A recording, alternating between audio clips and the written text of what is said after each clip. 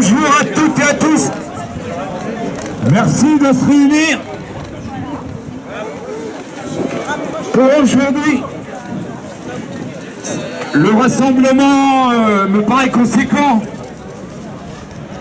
Avant les prises de parole, je vais vous énoncer les différents organismes associatifs, syndicaux, politiques. Donc, parmi les signataires de l'appel, il y a Itinérance Sud-Manche, ici présent, Ligue des droits de l'homme, la CGT, Sud Solidaire, FSU, LFI, PCF, écologistes, Génération S, GRS et des élus, des représentants d'autres associations à but humanitaire. C'est important. C'est le peuple qui doit décider. Ouais. Attendez. Donc on va procéder dans l'ordre des différentes prises de parole. On va commencer par la FSU. On commence par Itinérance Sud-Manche, qui est quand même premièrement concerné par les étrangers. Non, c'est pas au titre de la FSU, c'est juste pour lire l'appel des 160 de la Manche. C'est parce qu'au niveau national, il y a eu un appel de 201 personnalités associatives, syndicales, politiques, culturelles, d'horizons différents, donc pour dénoncer cette loi asile-immigration qui revient sur des grands principes de notre République. Et donc, au niveau du département, plusieurs associations ont essayé de monter aussi l'appel départemental. Donc on a trouvé 160 personnes représentantes d'associations, partis politiques, des élus, des syndicats, des gens de la culture, il y a aussi des journalistes, des artistes, donc qui ont mis leur nom en bas de cet appel, qu'on trouve facilement, je pense maintenant, sur Internet. Mais pour commencer, on va lire cet appel. Après, on donnera la parole à Itinérance Sud-Manche, qui localement participe beaucoup à l'aide des migrants dans le Sud-Manche. Et puis il y aura la LDH qui suivra. Alors il y a... Oui, d'accord. Donc c'est vrai... Oui. Bon, alors il y aura aussi peut-être Nils Sédouin qui rappellera un certain nombre d'associations locales qui œuvrent chaque jour pour aider les personnes qui ont besoin. Et puis ensuite, il y aura des prises de parole diverses de différentes associations, syndicats, personnes qui ont demandé à prendre la parole. C'est presque l'anniversaire. C'est aujourd'hui l'anniversaire des 14 manifestations qu'on a pu être présents ici sur la place de la mairie d'Avranches. Donc la lutte continue, on lâchera rien, que ce soit les organismes et toutes les associations humanitaires, comme les syndicats et les partis politiques, entre autres avec le Parti communiste français. Alors, l'appel des 160 de la Manche pour la liberté, l'égalité, la fraternité contre la loi immigration. Dans notre diversité d'idées, d'engagement, de profession, nous exprimons notre grande inquiétude après le vote de la loi dite Asile-Immigration. C'est un tournant dangereux dans l'histoire de notre République. D'abord, parce que cette loi ne répond pas aux causes de l'exil forcé d'hommes, de femmes, d'enfants, fuyant les guerres ou le réchauffement climatique, ni au défi de l'accueil dans la dignité, ni au défi de la définition d'une politique digne et humaine d'intégration. Ensuite, parce qu'elle est rédigée sous la dictée des marchands de haine qui rêvent d'imposer à la France leur projet de préférence nationale. Elle torpille les piliers porteurs de notre pacte républicain, hérité du Conseil national de la résistance. Elle s'attaque ainsi aux droits du sol autant qu'aux droits fondamentaux proclamés par la Constitution. Au travail, à l'éducation, au logement, à la santé. Ce faisant, tous et toutes, Français autant qu'étrangers, nous nous trouvons menacés. Victor Hugo écrivait « Étouffez toutes les haines, éloignez tous les ressentiments, soyez unis, vous serez invincibles ».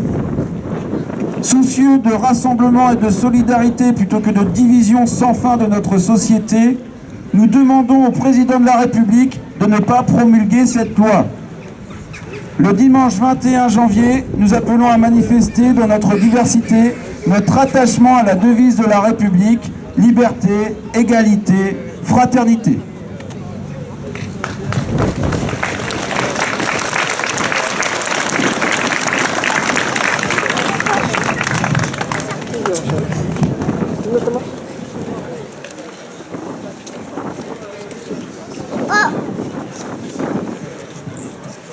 Plus près de ma bouche. Bonjour, merci d'être tous là, réunis une fois de plus pour défendre la liberté et l'accueil en France. Nous réclamons le retrait de la loi Asile et Immigration. Pourquoi? En quoi la ville d'Avranches serait-elle concernée par cette loi? À Avranches, il y a depuis quelques années un centre d'accueil de demandeurs d'asile de 110 places, sans compter tous les étrangers qui sont là pour d'autres raisons que l'accueil en demande d'asile. Il y a sur Avranches 400 étrangers, des enfants qui vont à l'école et des gens qui travaillent. Cela signifie que les familles étrangères ont demandé la protection de la France pour beaucoup, parce que leur pays ne leur offrait plus la sécurité pour eux et leurs familles. Les Afghans fuient la tyrannie des talibans depuis des décennies. Les Ivoiriens fuient le poids familial qui pèse sur les filles menacées d'excision. Les Albanais fuient la mafia, la corruption des dirigeants. Ils aspirent à la vie sécurisée pour leurs enfants. Les Géorgiens souhaitent fuir la mafia qui gangrène la vie politique du pays. Les Ukrainiens fuient la guerre de Poutine et la conscription des jeunes hommes. Les Russes fuient aussi la conscription et la dictature de Poutine. Les Bangladais craignent la misère, qui oblige à travailler dans les usines toxiques. Les Congolais refusent les vengeances politiques. Les Nigérians, les Burkinabés fuient la misère économique. Les Ouïghours, ils viennent du Kazakhstan, du Kyrgyzstan, fuient la ségrégation dont ils sont l'objet de la part des Chinois. Pour vivre, dans le monde actuel, beaucoup sont obligés de se déplacer. Chacun a des raisons tout à fait justifiables et audibles. Mais l'État français ne voit en eux que des terroristes potentiels, des délinquants, des parasites. Ce que l'on a pu lire dans une circulaire de Darmanin du 17 novembre 22 qui enjoignait à ses préfets d'appliquer à l'accueil des étrangers les mêmes règles qu'aux délinquants. Et c'est justement ce que le Rassemblement national prétend lui aussi et souhaite. On leur refuse souvent l'asile, on leur délivre une obligation de quitter le territoire français pour retourner se faire tuer sans doute ou souffrir en Afghanistan, Côte d'Ivoire, Congo, Bangladesh, Albanie, Géorgie, Kyrgyzstan, Ukraine, Russie, etc. etc. L'association Itinérance Sud-Manche héberge actuellement 29 de ces personnes, c'est-à-dire des gens qui vivent dans l'illégalité. 14 d'entre eux sont des enfants. Pour eux, nous nous démenons pour leur obtenir un droit au séjour régulier. Il y a eu, et maintenant ils sont dans la légalité, il y a eu Donika et sa famille dont les enfants ont une mention bien et très bien au bac, après 2 ans de présence en France. Il y a eu Albana qui excelle chez Saint-James. Il y a eu Eugénia qui travaille depuis 3 ans sans papier et a obtenu sa carte de séjour. C'était également Nakib en errance pendant 16 ans, expulsé 2 fois de Norvège, où vivait sa famille, qui travaille maintenant en CDI. C'était Samy aussi, dont le réexamen de la situation a abouti à la régularisation et à un titre de séjour de 10 ans. C'était aussi la petite jumelle de Mohamed, qui a obtenu à 3 ans le statut de réfugié et qui permet maintenant à sa famille de vivre et de travailler en CDI aussi chez Chéreau. Et d'autres, bien sûr. Hein, on sélectionne quelques cas. Et maintenant, aujourd'hui, en inégalité, mais en phase de régularisation, c'est Tidjon, l'étudiant, Alban, le lycéen, Alicher, le collégien, Fatoumata, l'écolière, leurs parents, leurs frères, leurs sœurs, dont les dossiers sont en phase d'instruction à la préfecture. C'est long l'aboutissement de tels dossiers. Ce sont des vexations continuelles. C'est pas le bon document, c'est pas la bonne photo. Il n'y a pas de rendez-vous possible en préfecture. Tout est dématérialisé. Les récépissés de demande arrivent systématiquement en retard. Parfois, le changement d'adresse n'a pas été enregistré. Les gens en CDI ne peuvent plus travailler. Ils se retrouvent en faute en cas de contrôle d'identité, même à Avranches. Les étrangers sont des invisibles, même quand ils ont un statut régulier. Ce sont eux qui se lèvent la nuit pour traverser la ville sans lumière. Certains vont même à pied jusqu'à Ducé. Ce sont eux qui rentrent tard le soir. Ils font leurs courses au Resto du Cœur, chez Emmaüs. Ils se rendent au guichet de la CPAM, des impôts, du CCAS, du CMS, quand la plupart de ces administrations sont pour tout un chacun accessibles par un clic. Pourtant, on leur refuse le droit au travail, alors que le Sud-Manche manque de bras dans les métiers en tension, comme le bâtiment, dans la restauration touristique, dans la santé, dans l'accompagnement social auprès des personnes âgées et handicapées. On leur refuse les aides sociales. Il faut 5 ans de présence légale pour obtenir un RSA. Il n'y a pas d'allocation familiale pour les enfants qui sont nés hors France. Tout ce que prétend le Rassemblement national là-dessus est faux. Il n'y a pas d'allocation logement sans titre de séjour régulier. Il n'y a pas de permis de conduire possible si on n'a pas le titre de séjour. Il n'y a pas d'accès aux formations adultes. Mais ce que veulent les entreprises dans le Sud-Manche, c'est employer de façon pérenne du personnel courageux qu'elles vont former, encourager à l'intégration. Ce que veulent les patients, les malades, vous, nous, c'est du personnel compétent, qu'il soit étranger ou de quelque couleur qu'on veut, qu'il soit payé dignement. On veut des médecins titulaires, et il y en a plein parmi les étrangers, des médecins, mais ils n'ont pas accès à la titularisation. On veut des soignants en nombre suffisant dans les hôpitaux, des urgences ouvertes à toute heure parce qu'il y aura du monde pour recevoir les malades. Et il y a une main-d'œuvre à qui on refuse ce droit. C'est pourquoi, la situation étant déjà cauchemardesque pour la plupart des étrangers, cette loi ne fera que détruire les derniers espoirs qu'ils pouvaient avoir. Pas de régularisation de plus d'1 an par le travail, restriction du droit à la naturalisation, droit à la santé en péril, abandon de l'aide aux mineurs non accompagnés et au contraire, augmentation des places en centre de rétention, disparition de la CNDA pour une justice dite abusivement de proximité, réduction du délai d'instruction des dossiers et en fait arbitraire des décisions prises. Non, cette loi, nous n'en voulons pas et nous ne lâcherons pas le dossier.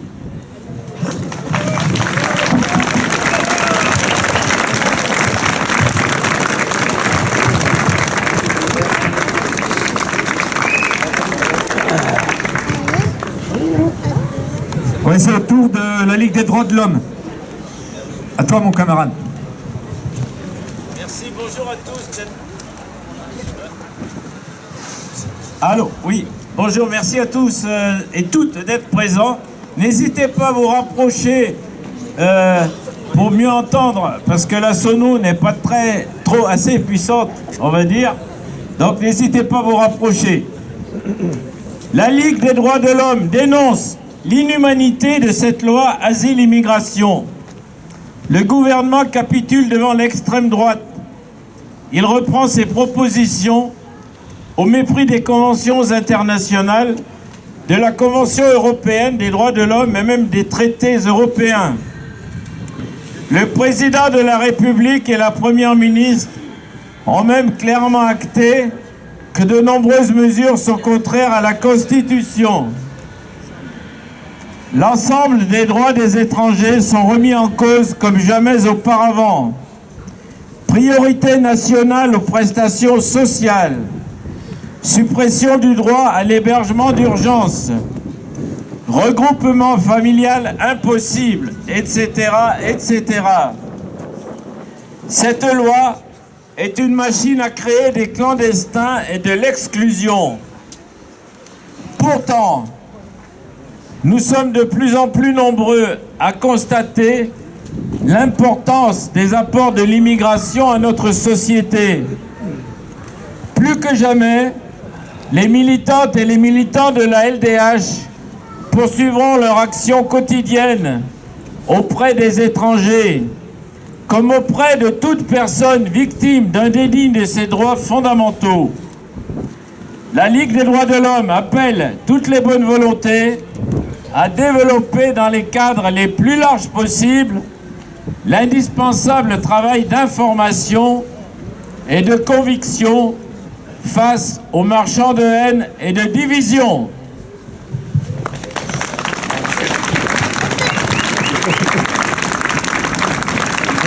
Il y aura ultérieurement une autre prise de parole de la Ligue des droits de l'homme. En attendant, c'est... Alors, bonjour, je vais parler pour Génération et pour Solidaire Granville-Avranches. Mes amis, mes camarades, mes concitoyens et concitoyennes, il y a un peu plus de 40 ans, le Front National, aujourd'hui Rassemblement National, remportait sa première élection à la mairie de Dreux. Ensuite, ce fut l'entrée à l'Assemblée nationale en 1986. Le deuxième tour de l'élection présidentielle en 2002. La victoire aux européennes de 2014. Malgré toutes ces victoires, qui sont autant de défaites pour le camp des progressistes réunis aujourd'hui, le logiciel nauséabond de ce parti, allant de la préférence nationale à la remise en cause du droit du sol, en passant par la criminalisation des étrangers, n'avait jamais pu s'imposer dans la législation française grâce au cordon républicain. Il y a un peu plus d'un mois, le 19 décembre 2023, le jour de mon anniversaire, mais c'est anecdotique, ce cordon, que l'on sentait déjà bien fragilisé depuis des années, a cédé. La droite, que ce soit des républicains, qui n'ont jamais aussi mal porté leur nom qu'aujourd'hui, ou des macronistes, a cédé aux sirènes du populisme le plus abject. L'union de tous les mouvements humanistes, syndicats, associations, partis politiques, qui est présente ici à Avranches comme partout en France ce jour, est indispensable pour combattre cette vague de haine. Mais se rassembler devant les mairies ne suffira pas.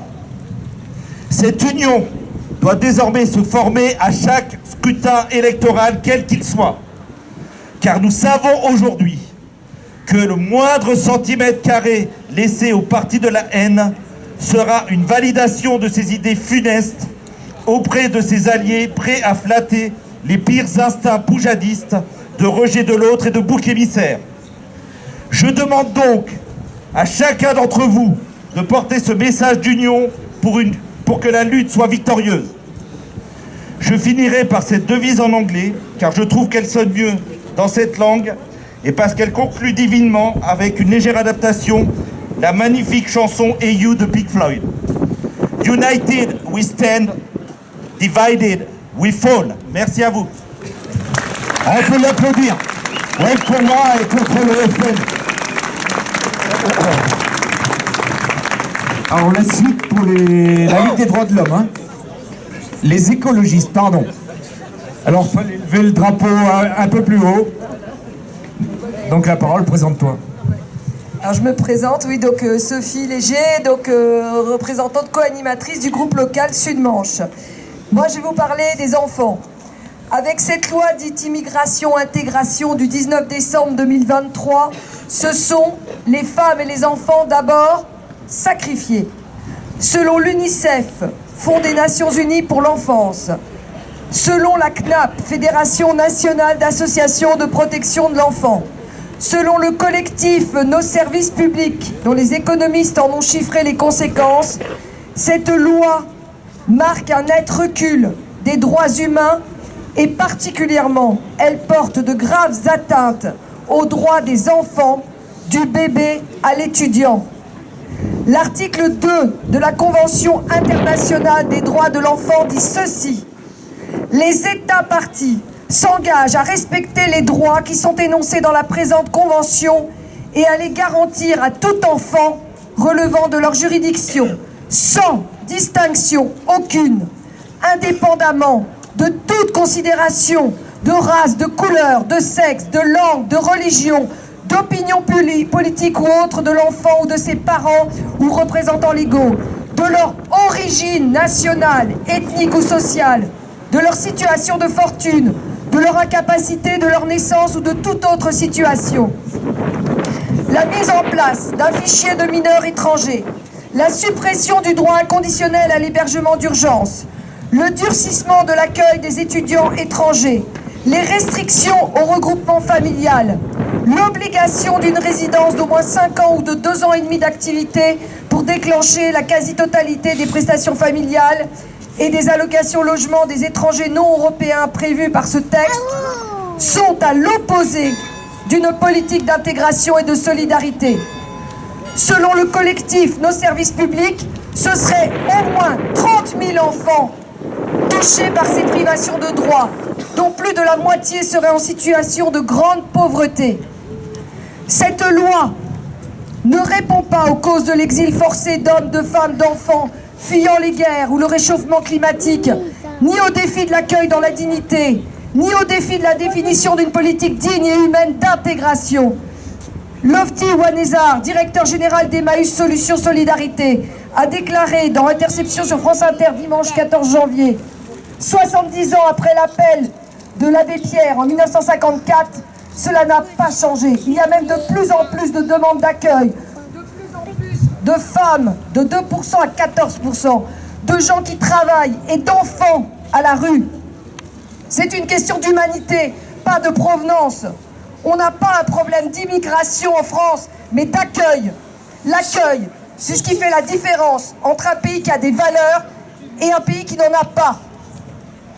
J'ai fini la citation du directeur d'Emmaüs. Au nom des valeurs fondamentales de la France et de celles des écologistes mondiaux, le droit à l'émancipation, à l'autonomie des individus, à l'éducation, à la formation, à la culture, à la santé tout au long de la vie, la reconnaissance de la diversité comme élément de richesse de nos sociétés, l'affirmation de la dignité humaine et de la reconnaissance de cette dignité comme préalable de toute justice, la lutte contre le racisme et toutes les formes de discrimination, le devoir d'accueil et la solidarité active aux réfugiés politiques, économiques et environnementaux. Le Parti des écologistes, et en son nom donc le groupe local Sud-Manche, aux côtés de tous les collectifs, associations et autres partis de la Manche et de France, qui sonnent l'alarme, appelle à un sursaut républicain et à entrer en résistance contre ce texte immigration injuste et stigmatisant. Car je cite Marine Tondelier, présidente des écologistes, « Nous, écologistes, ne cesserons jamais de nous élever pour faire rempart à ceux qui portent atteinte aux droits humains et aux vivants. » Et comme je suis aussi professeur de français, je citerai Aragon, quelques extraits de son poème « Musée Grévin ». Je vous salue, ma France, où les blés et les seigles mûrissent au soleil de la diversité. Ma France, d'au-delà le déluge, salue. Vive la France, vive la liberté, l'égalité et la fraternité.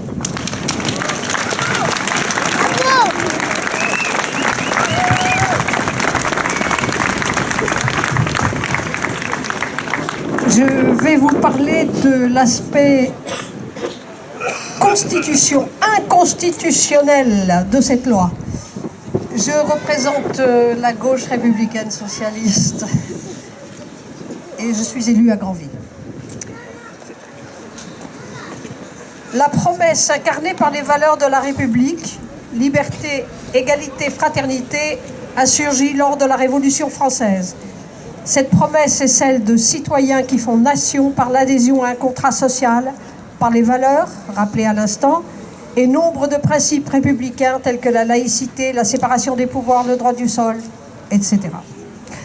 Et c'est bien là que le bât blesse avec une loi qui s'attaque au bloc de constitutionnalité de la République et à une valeur incontournable, l'égalité républicaine. Le préambule de la Constitution réaffirme solennellement les droits et libertés de l'homme et du citoyen, consacrés par la Déclaration des droits de 1789 et les principes fondamentaux des lois de la République. Ainsi, tout homme persécuté en raison de son action en faveur de la liberté a droit d'asile sur le territoire de la République. Nul ne peut être lésé dans son travail en raison de ses origines, de ses opinions ou de ses croyances. La nation garantit à tous l'accès à la santé, à l'instruction, à la formation professionnelle et à la culture. Notre loi commune ne dit pas que des quotas arbitraires doivent être appliqués en fonction de critères à géométrie variable, comme il est écrit dans l'article 1 de la loi Scélérate. Si des critères sont appliqués à une centaine d'enfants et pas au 101e pour des raisons qui n'ont pas trait à sa situation, ceci pose un problème fondamental d'égalité devant la loi. Cette question de l'égalité devant la loi se pose pour la prolongation de la durée de résidence pouvant aller jusqu'à 5 ans pour bénéficier des allocations familiales ou de l'APL, créant une inégalité entre résidents français et étrangers. Or, dans une décision de 1990, le Conseil constitutionnel avait consacré l'égalité face aux prestations sociales entre les résidents français et étrangers. Il y a la même rupture du principe d'égalité pour les étrangers non européens en situation régulière, avec l'allocation personnalisée d'autonomie et le délai de carence variable de 5 ans ou 30 mois selon les situations. Au-delà du principe d'égalité, le Conseil constitutionnel va devoir poser les limites de ce qui s'apparente à une forme de préférence nationale, signature de l'extrême droite. En résumé, Cette loi est contraire à la Constitution actuelle pour au moins 5 raisons. Impossibilité d'expulser les binationaux qui ont commis un meurtre de policier, car on ne peut pas expulser un national, même s'il a la double nationalité.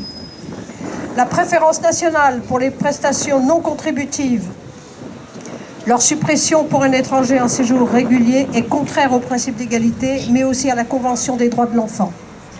Droit du sol. Le projet de loi oblige les mineurs de parents étrangers à demander la nationalité française entre 16 et 18 ans. Pour l'instant, cette acquisition est automatique s'ils prouvent qu'ils sont en France depuis l'âge de 11 ans et ont vécu au moins 5 ans en France jusqu'à leur majorité. Mais cet article est hors sujet. Cela relève du cavalier législatif et c'est donc inconstitutionnel. Amende pour séjour irrégulier. 2 arrêts de 2011 de la Cour de justice de l'Union européenne ont obligé la France à supprimer du code pénal le délit de séjour irrégulier. Conditionner la délivrance d'un titre de séjour pluriannuel à la maîtrise d'un certain niveau de français. C'est inconstitutionnel selon le principe de la liberté du mariage et du respect de la vie privée et familiale. Voilà qui donnera un boulevard au Rassemblement national pour proposer un référendum dans le but de rendre constitutionnel ce qui ne l'est pas aujourd'hui. Ce vote d'une majorité alliant la droite et l'extrême droite abîme le visage de notre République. Ces gens nous font chaque jour des leçons de morale, appelant sans vergogne aux valeurs traditionnelles de la France, celle de la chrétienté bien sûr, alors que les valeurs de la France prennent leur source dans la Révolution. Cette loi déshonore la droite parlementaire qui a fait le choix de l'extrême droite contre les valeurs de la République. Monsieur Macron, vous qui osez rendre hommage aux meilleurs des Républicains, hier Simone Veil, Joséphine Baker, Gisèle Halimi, demain Méliné et Messac Manoukian, montrez-nous qu'il vous reste encore quelques vertus républicaines. Monsieur le Président, renoncez!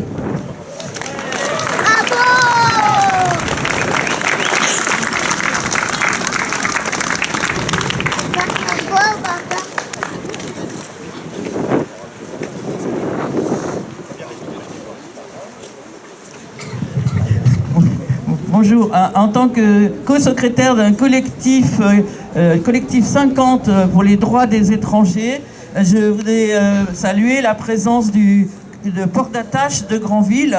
Je ne sais pas s'ils ont prévu de parler. Et Saint-Lô, le collectif Saint-Lois d'aide aux migrants, dont la présidente est présente, Françoise Vincent. Responsable.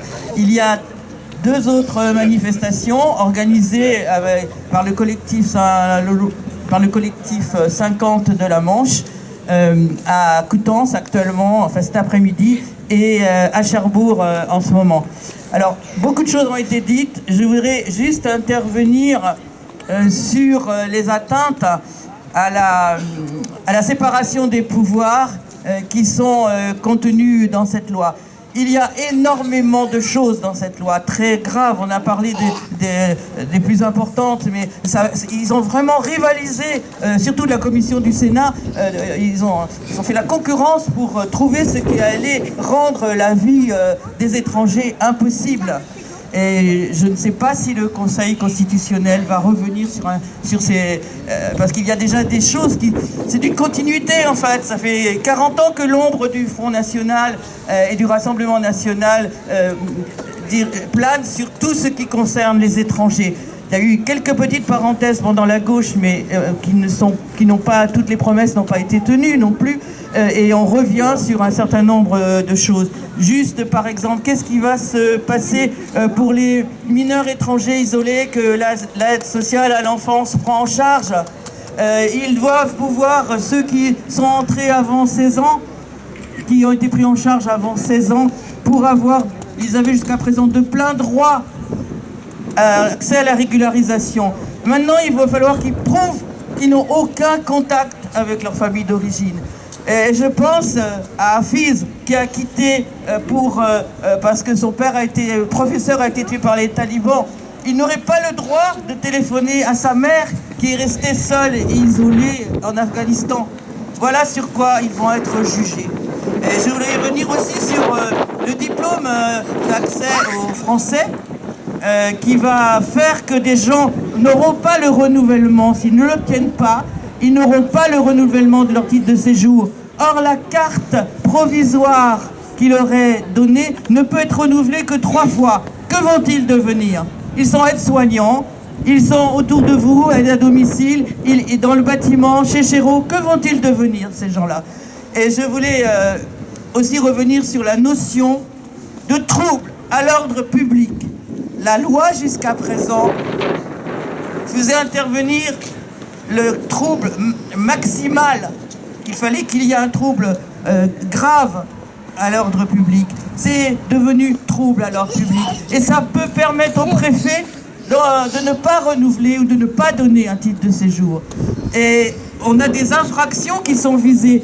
Ça, c'est une atteinte à la séparation des pouvoirs. Donc regardez de près cette loi. Vous verrez toutes ces atteintes qui concernent les étrangers, mais qui nous concernent aussi. Non, cette loi ne doit pas être promulguée et nous devrons continuer, même si le Conseil constitutionnel va peut-être revenir sur certaines choses comme les cavaliers législatifs, mais elle continuera cette loi et il va falloir continuer le combat. Et cette unité qui est ici, il faut la préserver entre toutes nos associations, nos organisations politiques et nos syndicats. Il faut continuer cette unité parce que ce qui nous menace est terrible.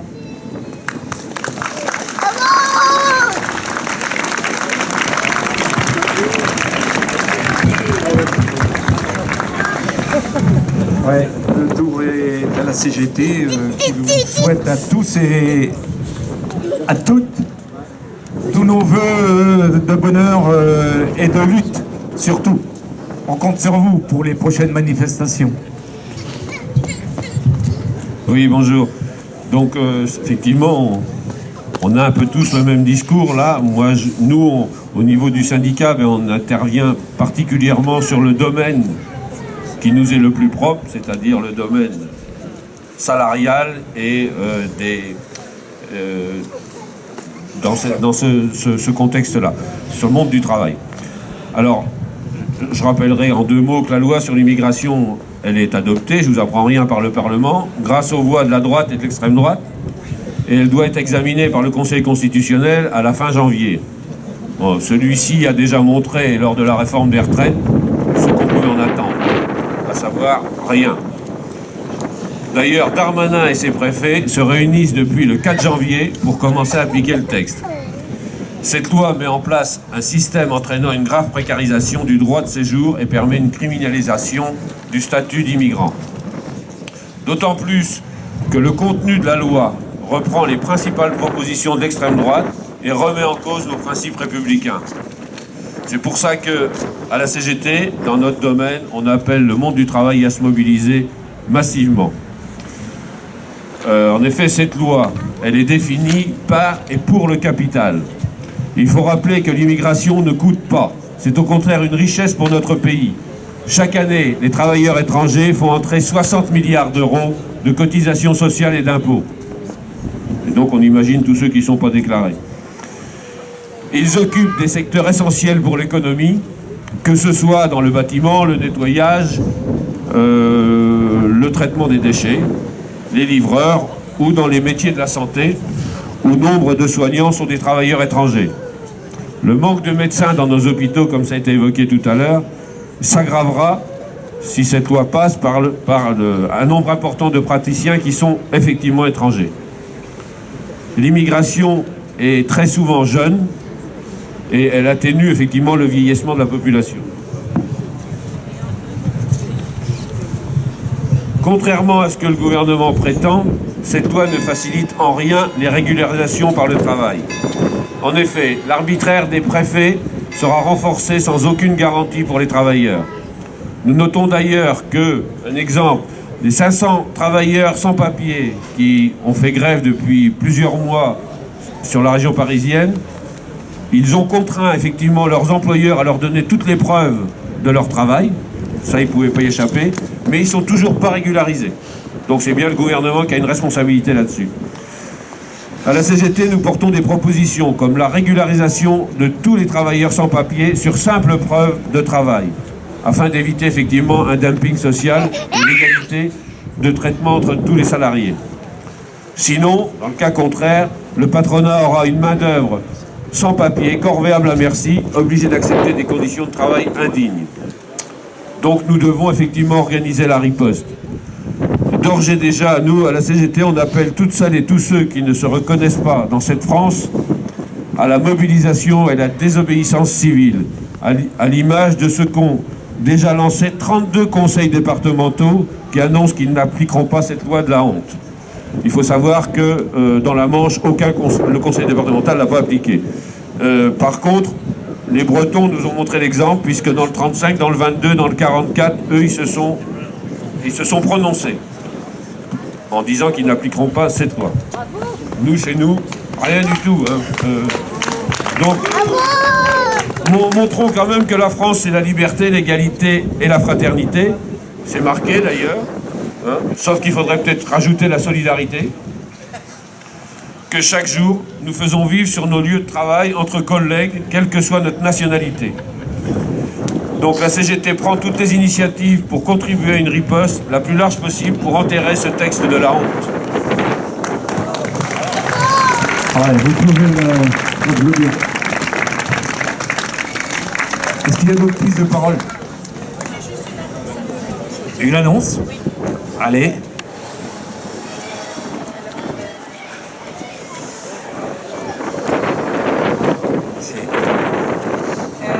Bonjour à tous, Martine Lavalette, présidente d'Itinérance Sud-Manche.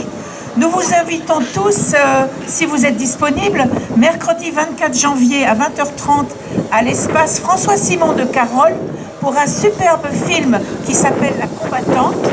C'est l'histoire d'une dame ethnologue qui a actuellement 93 ans et qui s'est spécialisée pour le Soudan et le Tchad et qui a aidé des jeunes qui demandaient l'asile pour des entretiens approfondis de réfugiés donc ayant survécu au génocide du Darfour et qui étaient rejetés par l'OFPRA. C'est un film plein d'humanité et il y aura après un débat sur le droit d'asile avec des intervenants d'Itinérance Sud-Manche. Merci beaucoup.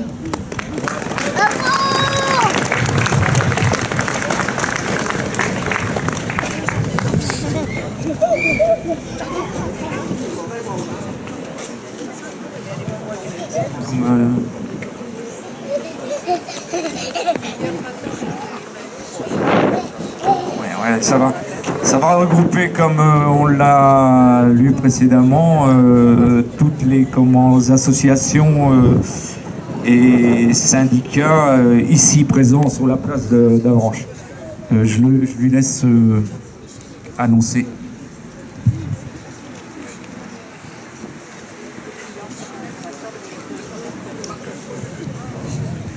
Bonjour, Nils Sédois. Donc, juste un mot, ça a déjà été dit, mais c'est pour le redire une nouvelle fois et insister vraiment là-dessus. Se mobiliser contre la loi de Darmanin, c'est très important. Et espérons que toutes ces mobilisations compteront.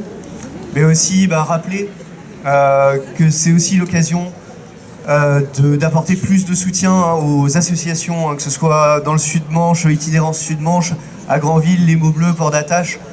Au quotidien, elles sont au contact, elles aident, elles assistent les migrants qui subissent toutes ces lois qui restreignent année après année les droits, qui créent des labyrinthes administratifs et des situations dégueulasses pour les gens qui sont venus chercher l'accueil en France. Cet accueil, ça va encore empirer, une fois de plus, bien plus encore que d'habitude. Et donc les Mots Bleus, Port d'Attache, Itinérance Sud-Manche, elles ont besoin de beaucoup de choses. Ça peut être des dons, ça peut être de l'aide pour recueillir des dons, mais ça peut être aussi un peu de temps.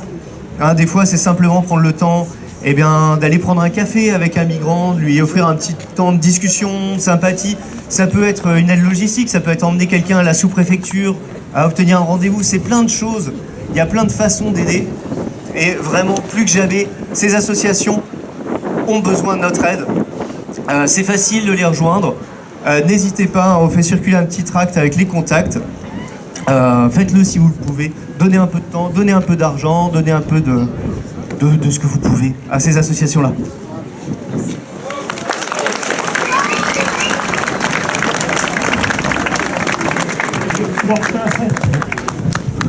Je m'excuse. Oui. Il y a une association aussi qui est bien représentée ici, c'est la Mare, qui a été créée à Mortain, qui s'étend sur tout le Mortainais, à Barenton et à Saint-Hilaire. Donc nous avons des réfugiés, nous les aidons aussi, comme vous. Nous avons besoin de main-d'œuvre. Donc on en appelle à la solidarité. Sachez que le peuple, on fera pas sans vous et prévoir des manifestations à venir. Entre autres pour des gens qui ont été assignés au tribunal le lundi 29, on appelle à se rassembler devant la préfecture de police. Je vous remercie. Le message est passé. La solidarité est en premier chef, disons, à prévoir dans les semaines et les mois à venir. Donc on vous remercie tous et toutes d'être venus là. Peut-être une dernière parole.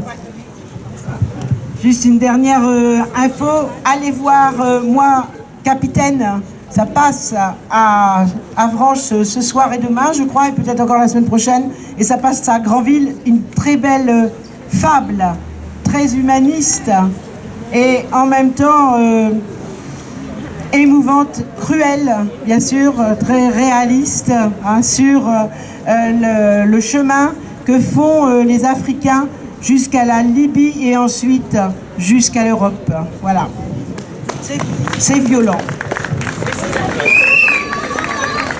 Oui, alors je voudrais souligner, sans revenir en arrière, quand même que même si on était bâillonné par le 49-3 lors des manifestations, le gouvernement a amené son dictat avec le 49-3, comme vous le savez, mais ceci dit, on garde espoir, il faut rester positif, car les années qui vont venir vont être dures.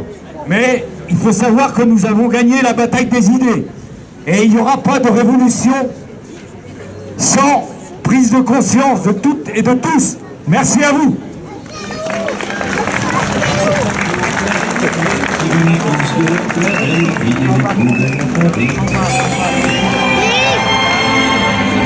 Elle croyait qu'on était égaux.